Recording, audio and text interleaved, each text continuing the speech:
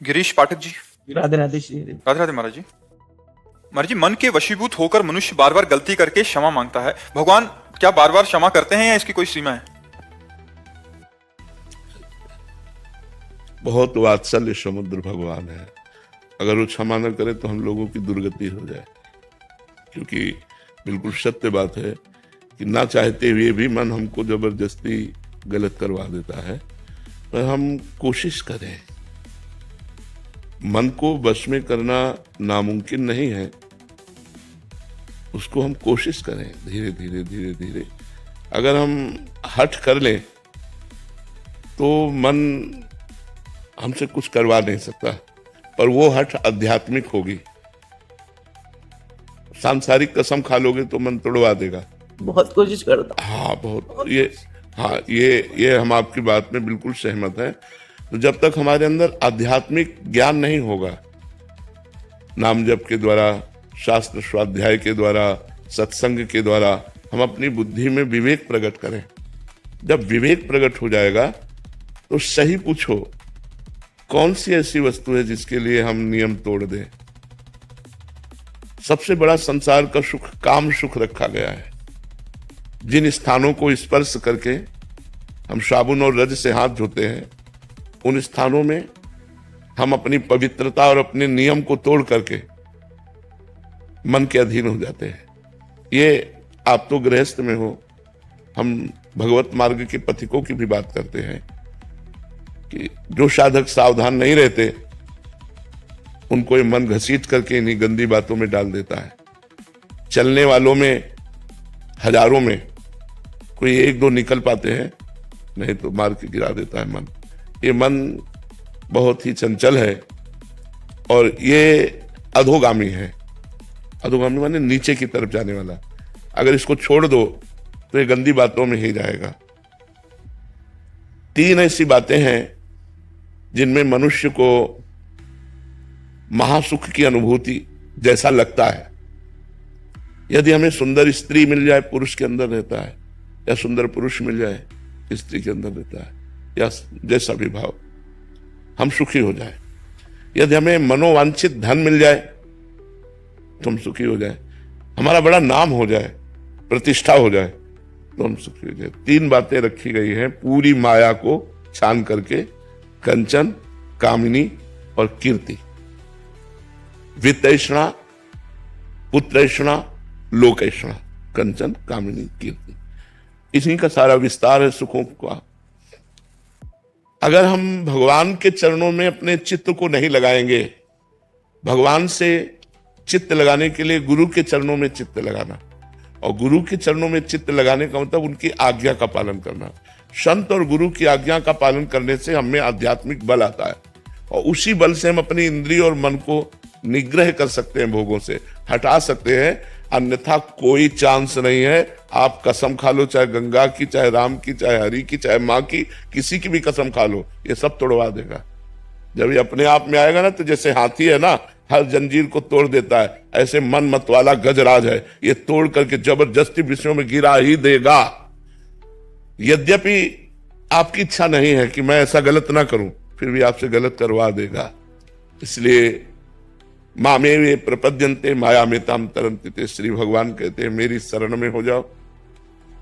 मन मना भो मद भक्तो माद्याजी माम नमस्कुरु, मेरे को प्रणाम करो, मेरा नाम जप करो, मेरे में मन लगाओ, जीत जाओगे। भजन करना पड़ेगा। अच्छा, भजन करना साधारण काम नहीं है, बड़ा असाधारण काम है, क्योंकि विषयाकार मन भजन में लगेगा ही नहीं। तो हमें धीरे धीरे पहले नींव सुधारनी है। भोजन, भजन की नींव है भोजन। जैसा खाओ अन्न वैसा बने मन। तो यदि हमारा भोजन ठीक नहीं होगा तो हमारा मन भजन में नहीं लगेगा। हमारा खान पान ठीक होना चाहिए। तो अगर हमारा पेय पदार्थ पवित्र है तो हमारी बुद्धि पवित्र रहेगी। अगर पेय पदार्थ अशुद्ध है तो हमारी बुद्धि को अशुद्ध कर देगा। ये थोड़ी देर के लिए आपको सुखद लगेंगी, लेकिन आपके स्वास्थ्य और आपकी बुद्धि की पवित्रता को नष्ट कर देंगी, क्योंकि पवित्र जल नहीं है। आप अपने घर में पवित्र जल में नींबू डाल करके चीनी डाल करके ठंडा करके पिए, ये सतोगुणी हो गया। तो रजोगुणी और तमोगुणी आहार से हमारा मन विषयाकार होगा, अपवित्र होगा, ना कि भजन में लगेगा। हमें सतोगुणी भोजन, सतोगुणी पेय पदार्थ, सतोगुणी दृश्य, आसपास का वातावरण सतोगुण, तो हमारा भजन बनेगा, नहीं तो भजन नहीं बनेगा। थोड़ा सा भी कुसंग एक बहुत बड़े महात्मा को भी गिरा सकता है। जो 20 साल से संयम में चल रहा है, थोड़ा सा कुसंग, छेद होते ही, छिद्र होते ही दोष अपना प्रभाव वहां जाके दिखा देगा। हिरनी से पैदा हुए थे ऋष्य श्रृंग ऋषि नाम, श्रृंगी ऋषि सरल भाषा में कहते हैं, वैसे शास्त्री उनका नाम ऋष्य श्रृंग। वो हिरनी से पैदा हुए थे, स्त्री से नहीं पैदा हुए थे। विभांडक ऋषि के पुत्र थे। तो लोमपाद राजा के राज्य में अकाल पड़ गया, तो विद्वानों ने सलाह करके देखा कि अगर महाराज ऋष्य श्रृंग सिंहासन पर विराजमान हो जाए तो अकाल तत्काल नष्ट हो जाएगा, वर्षा होगी, सब जीव बच जाएंगे। तो राजा ने कहा कि सिंहासन पर तो तभी बैठ सकते हैं पुत्र हो या दामाद हो। भाई पुत्र नहीं है तो पुत्री है, पुत्री का पति, तो पुत्री थी जो महाराज दशरथ जी की पुत्री थी, वही दोनों मित्र थे, तो उन्होंने उनको दे दिया था। महाराज ऋष्य श्रृंग ने कभी स्त्री नहीं देखी थी। काम का प्रसंग की तो बात जाने दो, देखो संग का प्रभाव। बहुत सी वैश्याएं बुलाई गई और उनको काम दिया गया कि आप ऋष्य श्रृंग को लुभाइए। तो सब वैश्याओं ने कहा महाराज आग की ज्वाला में गिरने की बात करते हो, वो महान तपस्वी, उनके पिता महान तपस्वी, हमसे जरा सी त्रुटि हो जाएगी 2 बूंद जल में भस्म कर देंगे, हमारी हिम्मत नहीं है। तो राजा ने कहा संपूर्ण प्रजा की रक्षा के लिए यदि अपने प्राण भी देने पड़े तो हितकर होता है। आप लोग जितना धन चाहेंगे हम देंगे, आप एक बार ऋष्य श्रृंग ऋषि को लुभाइए। तो 1 योजन की नाव बनाई गई, 1 योजन 4 कोस, और उस नाव में कृत्रिम पर्णकुटी, कृत्रिम पौधे, ये सब ऐसे लगाए गए, और 9 युवतियां 16, 18, 20 की, 10, 15 ऐसे सब श्रृंगार करके अब वो नाव चली जल में, और जहां महाराज का आश्रम था वहां नाव किनारे लगी। उनमें से सबसे प्रवीण 9 युवती अंगूर का रस, ये सब विविध प्रकार के पदार्थ लेकर के पहुंची, और तब पहुंची जब बताया गुप्तचर ने कि विभांडक ऋषि कंदमूल फल लेने के लिए आश्रम से निकल चुके हैं। जो ही वो गए तो उन्होंने देखा है तो कोई ऋषि दिव्य देश के पधारे। उन्होंने कभी स्त्री देखा ही नहीं था, वो तो बस ऋषि के सिवा किसी को जानते ही नहीं थे। तो मृगचर में बिछाया और कहा ये ऋषिवर बैठ जाइए। तो भला वो इतने महान तपस्वी ऋषि के दिए हुए आसन पर कैसे बैठ सकती? तो आसन को प्रणाम किया और कहा मैंने नियम लिया है कि मैं किसी के दिए हुए आसन पर नहीं बैठती, हम अपने आसन पर। वो अपना कोमल बिछा के बैठ गए। कंदमूल फल लाए तो उनका नहीं, मैं किसी का दिया नहीं पाते, हमारे पास है, आप कहो तो आपको भी पवा दे। तो गुलरी और पीपर और पाकर और कंदमूल फल खाने वाले, अंगूर का रस, ये रस वो रस, विविध प्रकार के रस और मादकता भरे हुए उनको दिए। उनको तो बहुत अच्छे लगे, उन्होंने पी लिया और कहा ऋषि आपकी जटाएं और मेरी जटाओं में बड़ा अंतर है, मेरी जटाओं में तो गांठ पड़ी हुई, आपकी कोमल जटाएं हैं। तो बोले हमारे देश के ऋषि ऐसे ही है। उनको पता है कि ये कोई ऋषि है।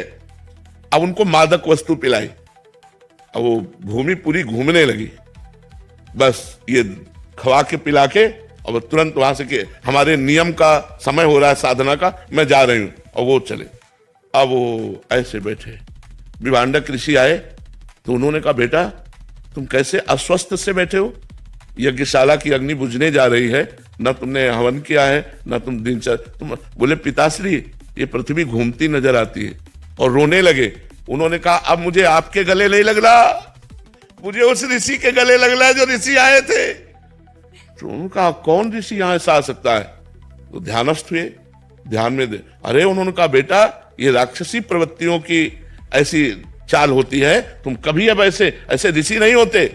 कुछ नहीं समझ में आया, केवल एक बार के मिलन में। अब हफ्ता 10 दिन में फिर कंदमूल फल लेने के लिए गए, सुचला जी के विभांडक ऋषि गए, वही फिर आई सज धज कर वैसे ही। अब तो लिपट गए ऋष्य श्रृंग और कहा ऋषि मुझे अपने आश्रम में ले चलो, मुझे नहीं रहना इस आश्रम में और नहीं रहना अपने पिता के साथ, मुझे अपने। तो बोले हमारे आश्रम में तो हमारे जैसे ही ऋषि होंगे। बोले बस आप जैसे ऋषियों के बीच में ही रहना है। महाभारत में पूरा भगवान श्री कृष्ण द्वैपायन व्यास देव जी ने लिखा है।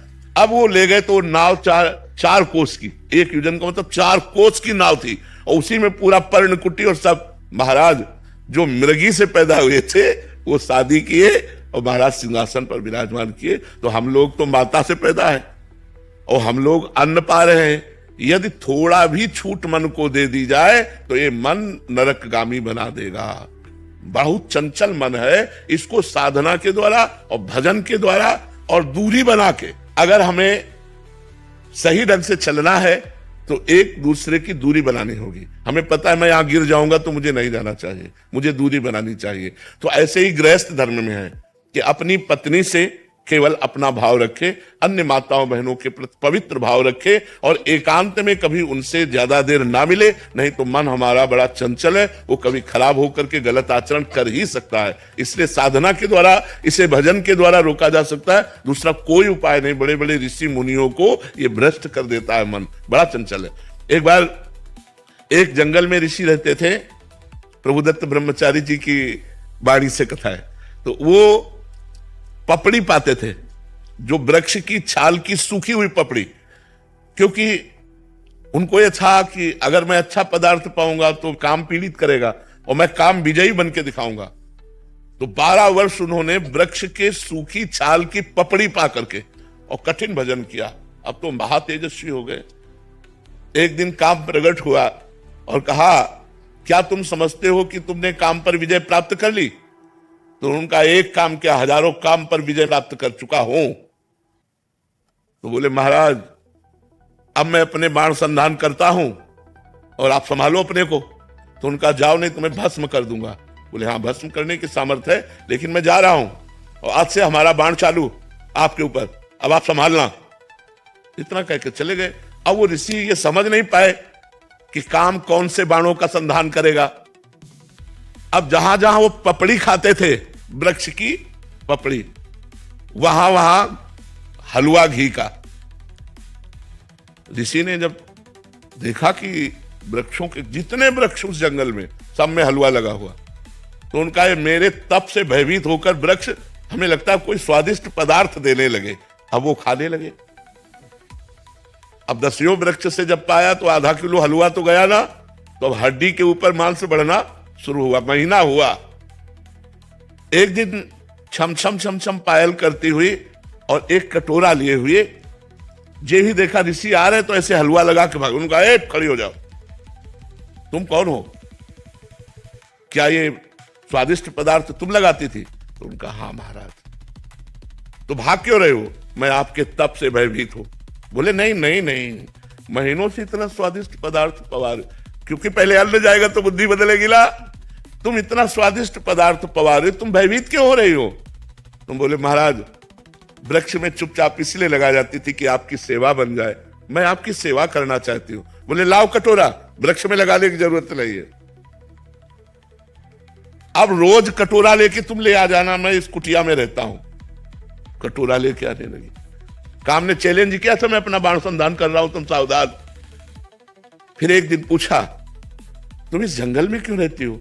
तो उनका मेरी मां तपस्विनी है तो मैं अपनी मां के साथ रहती हूं। तो आखिरकार तुम्हें ब्याह तो करना ही पड़ेगा। ये तो मां का विषय है, मेरा विषय तो है नहीं, ये तो मां जाने। नहीं, अगर आप राजी हो ब्याह करने के लिए तो मैं कैसा रहूंगा आपके लिए? अरे महाराज हम तो आपकी सेवा में लगी है, हम तो आपकी सेवा में लगी है, आप आदेश कीजिए। तो बोले मां से बात करके आप कल आना। बोले अवश्य। दूसरे दिन पधारी, महाराज मैं निराश हूं, ब्याह नहीं हो सकता। बोले क्यों? निराशा क्यों? बोले मां ने एक शर्त रखी है कि अपना मुंह काला करके मुझे पीठ में बैठाल कर और अपनी कुटिया से और मेरी मां की कुटिया तक आपको घुटनों के बल चलना पड़ेगा और मैं आपके पीठ पे, और ऐसा मैं आपसे करवाना नहीं चाहती।